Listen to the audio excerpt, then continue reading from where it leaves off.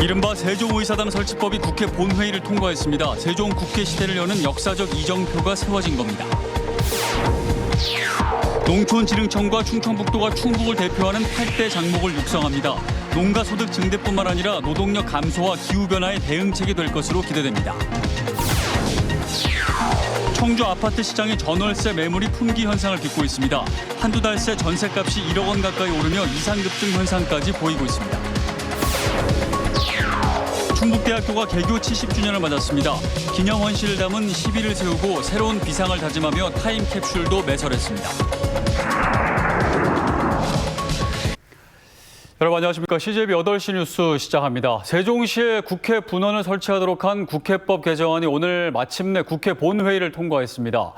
세종 국회 시대에 역사적 이정표가 세워진 건데 특히 개정안이 여야 합의로 만들어지고 통과됐다는 사실에 큰 의미가 있습니다. 조상호 기자입니다. 언론중재법 이견으로 하루 늦게 개의한 국회 본회의. 첫 안건으로 상정된 국회법 일부 개정 법률안이 찬성 167표, 반대 10표, 기권 8표로 통과됩니다. 운영위원회와 법사위원회를 여야 합의로 통과한 만큼 압도적 찬성이었습니다. 우리 21대 국회는 세종 국회 시대에 문을 여는 역사적 이정표를 세우게 되었습니다.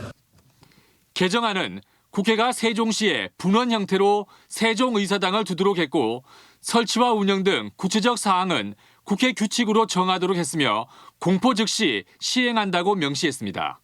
국회 사무처가 설계비 예산 147억 원을 활용해 기본 계획을 조속히 수립하도록 했는데 이전 범위는 지난해 용역에서 도출된 11개 상임위 플러스 알파가 될 가능성이 큽니다. 국회 기능을 이전하는 건 헌정사 최초의 시도입니다.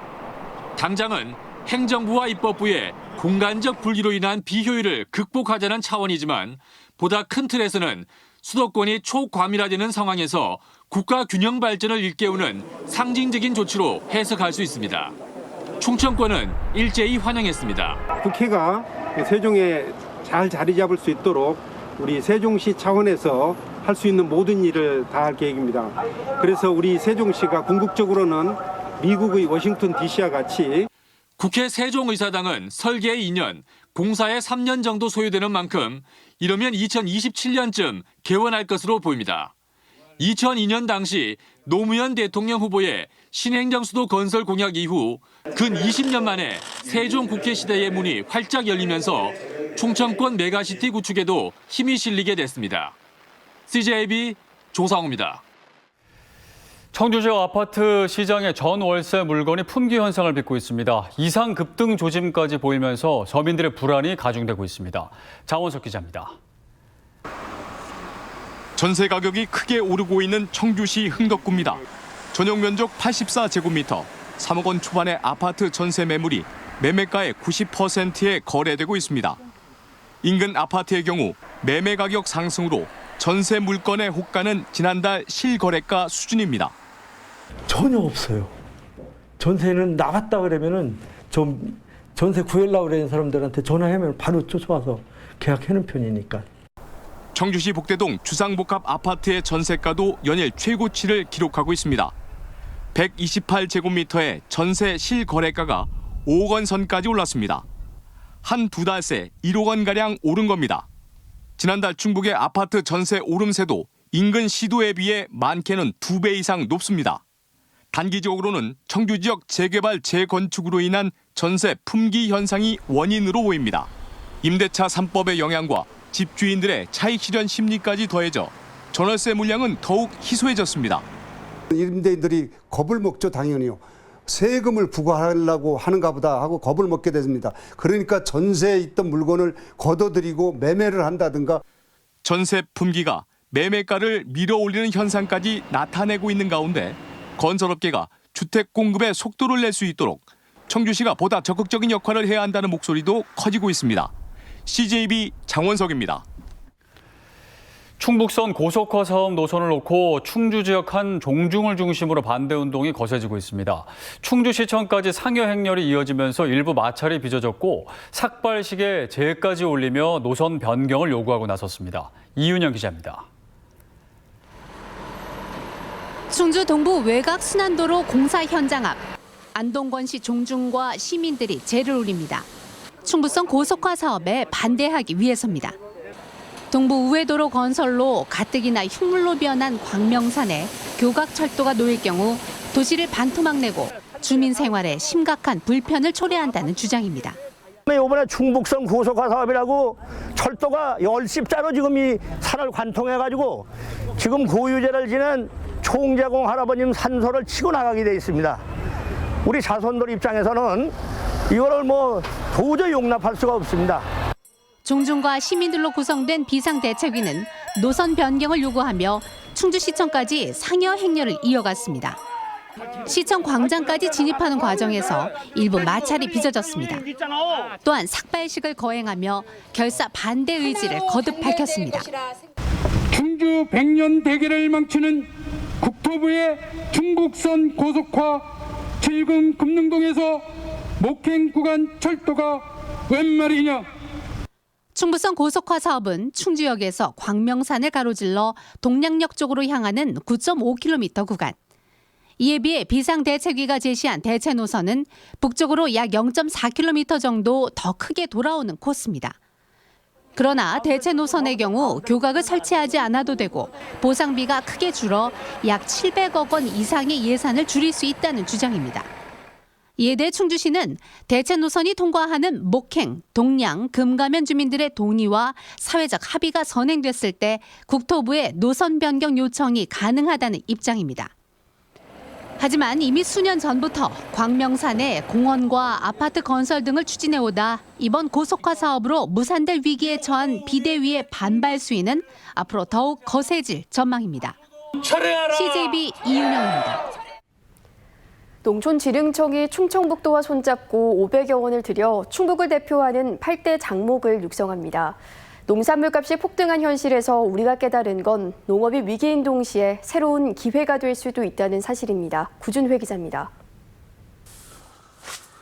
충북의 포도 재배 면적은 전국 3위, 이 가운데 영동군은 국내 와인 생산 1위 산지입니다. 그러나 재배 중인 포도는 대부분 수입종이고 국내 와인 시장 점유율은 7%에 불과할 만큼 경쟁력 향상에 어려움을 겪고 있습니다. 이 포도주를 마시다 보니까 뭔가 좀 부족한 느낌이 있었습니다. 이래서 진짜 멋있는 와인을 만들기 위한 포도 품종이 많은 농가들이 절실히 필요하게 되었습니다. 하지만 멀지 않아 상황이 달라질 전망입니다. 농촌진흥청과 충청북도는 2025년까지 527억 원을 투입해 충북 특화 장목을 집중 육성합니다. 포도와 대추, 마늘, 수박, 옥수수 등 이른바 8대 장목입니다. 특히 이 가운데 포도와 대추는 국가 집중 육성 장목으로 국가가 선도적으로 지원할 방침입니다. 신품종 개발과 신재배 기술을 통해 2025년까지 국내 와인 시장 점유율을 20%로 3배 가까이 끌어올리고 대추 생산액은 253억 원에서 310억 원으로 22.5% 늘린다는 계획입니다. 새로운 품종들에 대한 요구들이 계속 소비자들에서 나타나고 있습니다. 그걸 만족시키기 위해서 계속 새로운 품종들을 개발을 하고 신품종 개발과 재배에는 첨단 스마트 기술이 동원됩니다. 토양의 수분을 자동으로 측정해 보충하고 병충해를 무인 방지합니다. 각종 센서와 첨단 기계로 최적의 생육 상태를 빅데이터화한 뒤 신품종 개발에 활용할 예정입니다. 예소와 수출 시장을 연평균 10% 이상 성장시키고 특화 작목 생산 농가의 연평균 소득 증가율을 전국 농가 대비 2배 이상 향상시켜 충북 농업 발전과 맞춤형 특화 작목 육성은 고령화에 따른 노동력 감소와 기후 변화에도 대응책이 될 것으로 기대됩니다. CJB 구준혜입니다. 충북대학교가 개교 70주년을 맞았습니다. 고의의 의미가 남다르죠. 충북대의 역사를 기리는 시비를 세우고 새로운 비상을 다짐하며 타임캡슐을 묻었습니다. 홍우표 기자입니다. 충북대학교의 역사를 보여주는 유일한 건물인 제2본관입니다. 1950년대 중반 건립됐는데 현재 리모델링 공사가 한창으로 충북대의 역사관으로 삼을 예정입니다. 1951년 2년제 농과대학으로 개교한 충북대학교는 2년 후 4년제로 승격됐고 1977년 종합대학으로서의 면모를 갖추게 됩니다. 이후 의대와 로스쿨이 추가로 설치돼 충북의 거점 국립대학의 역할을 하게 된 충북대학교가 개교 70주년을 맞았습니다. 30년 후에 충북대 미래의 모습을 떠올리며 타임캡슐을 묻는 뜻은 무엇일까? 모교 출신 최초로 충북대를 이끌고 있는 김수갑 총장은 이렇게 말합니다. 30년간의 시간을 뛰어넘는 선악과 후악의 만남이라고 생각하며 미래 후학들이 충북대학교 개교 70주년 타임캡슐을 통해 온고지신의 정신으로 유명 시인이고 충북대 출신 최초의 국회의원인 도종환 의원의 기념원시를 담은 시비도 세워졌습니다. 부족하고 부끄러운 게 많은 저를 이렇게 키워주신 게 모교 그리고 은사님들이라고 생각하고 그 고마움을 잊지 않으려고 합니다. 그래서 그걸 갚는 길은 후배들을 위해서 무슨 일인가 하는 거라고. 충북대 졸업생들은 다양한 분야에서 지역사회의 중추적 역할을 감당하고 있습니다. 가장 취약했던 정치 분야에서도 지난 21대 총선에서 3명의 지역구 국회의원을 배출하며 달라진 위상을 보여줬습니다. 70년의 역사가 쌓인 결과물인 셈입니다. 이제 충북대는 개신 캠퍼스와 더불어 오창과 오송에 이은 세종 캠퍼스까지 영역을 넓히면서 미래를 준비하고 있습니다. 지방대의 위기가 눈앞에 닥쳐 있기 때문입니다. 개교 70주년을 맞은 충북대 앞에는 지방대학, 지역거점 대학의 틀을 깨고 전국 유수의 대학들과 생존 경쟁을 벌여야 하는 만만치 않은 현실이 놓여 있습니다. CJB 홍우표입니다.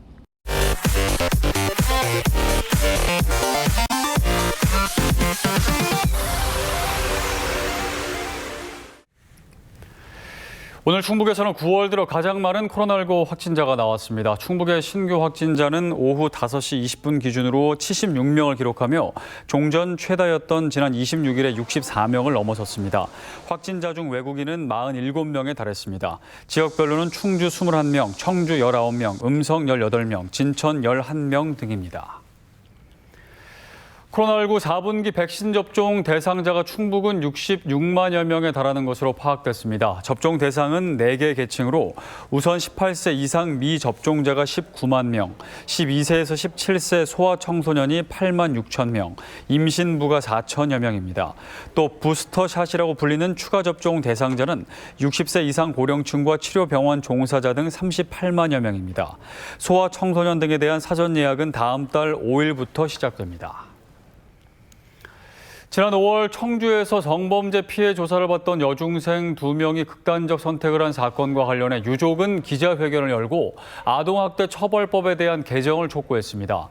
유족 측은 이번 사건에서 피해 여학생 중 1명은 계부로부터 경제적, 심리적으로 종속돼 있어 합리적 의사를 표현할 수 없었을 것이라며 이와 같은 사건이 발생할 경우 피해자를 가해자로부터 강제 분리시키는 방안 등의 대책이 필요하다고 말했습니다. 기자회견에 이어 유족 측은 추가 증거 자료가 담긴 수사 의견서를 청주지검에 제출했습니다. 영동군 노근이 사건 희생자와 유족들이 국가로부터 보상받을 길이 열렸습니다. 국회는 임시국회 본회의를 열고 노근이 사건 희생자 심사와 명예회복에 관한 특별법 전부 개정안을 의결했습니다. 개정안은 추가 희생자에 대한 심사와 법인 지원, 희생자와 유족의 권익 보호, 그리고 보상 방안을 강구하도록 규정하고 있습니다.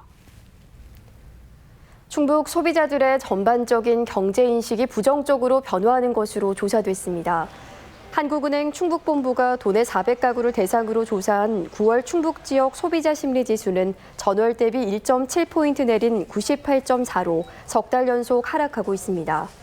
충북의 소비자 심리지수는 지난 4월 기준치 100을 회복했지만 5달 만에 부정적 인식이 우세해졌습니다. CJB 청주방송과 유원대학이 산학교류협력을 위한 업무 협약을 맺었습니다. 협약에 따라 양 기관은 창의적인 미디어 콘텐츠 산업의 인재 육성을 위해 서로 협력하는 한편 뉴미디어 콘텐츠 생산을 위한 정보 교환과 지원 활동을 벌이게 됩니다. 등산 중 말벌에 쏘인 70대 부부가 소방당국의 신속한 판단으로 목숨을 구했습니다. 오늘 오전 9시쯤 옥천군 옥천읍의 한 야산에서 79살 A씨 부부가 30-40마리의 장수 말벌에 쏘였다는 신고가 접수됐습니다. 구급대가 현장에 도착했을 당시 A씨는 심정지 상태였지만 구급대원의 심폐소생술과 소방헬기를 이용한 재빠른 병원 이송으로 현재 생명에는 지장이 없는 것으로 알려졌습니다. 제42회 생거진천 문화축제가 다음 달 1일부터 사흘간 온라인 축제로 개최됩니다. 올해 첫 비대면으로 진행하는 생거진천 문화축제는 유튜브 채널 생거진천TV로 참여 가능하며 문화체험 행사와 농특산물 온라인 판매 행사 등을 열릴 예정입니다. 진천 상공회의소는 지역 내 저소득층을 위한 푸드트럭 지원금 2,330만 원을 진천군에 기탁했습니다. 진천 상인은 하루 한 번씩 저소득층에게 음식을 전달하는 진천군 사회복지협의회의 푸드뱅크 트럭이 노후돼 식품 배송이 제대로 이루어지지 않고 있다는 소식을 접한 뒤 회원사 9곳에서 신차 구입비를 모아 전달했습니다. 지난달 충북의 수출이 20%대 성장세를 보였습니다. 한국무역협회 충북본부가 발표한 충북 수출 동향에 따르면 8월 수출은 24억 2천만 달러로 지난해 같은 달보다 21.7% 증가했습니다. 반도체와 정밀화학 원료 수출이 증가세를 주도한 가운데 구리 수요의 증가로 동제품 수출은 300% 이상 크게 늘었습니다. 청주시는 오는 2025년까지 상당구 옛 영훈 정수장 부지 일부를 아동 친수 문화공간으로 조성한다고 밝혔습니다. 옛 영훈 정수장 여과동과 침전지 부지 2,000여 제곱미터에 국비 등 72억 원이 투입되는 이번 사업은 정수장 영상관과 어린이 물놀이장 등이 조성될 예정입니다.